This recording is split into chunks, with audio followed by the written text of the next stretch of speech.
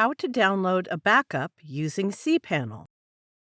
Log into your cPanel account and you will be on this page. Go to Files section and click Backup Wizard.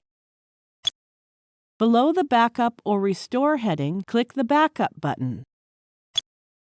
Now you have two options. You can create a full backup or partial backup, which we will create now.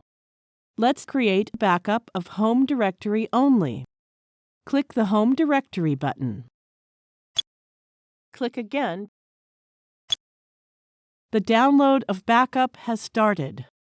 Open the downloaded file.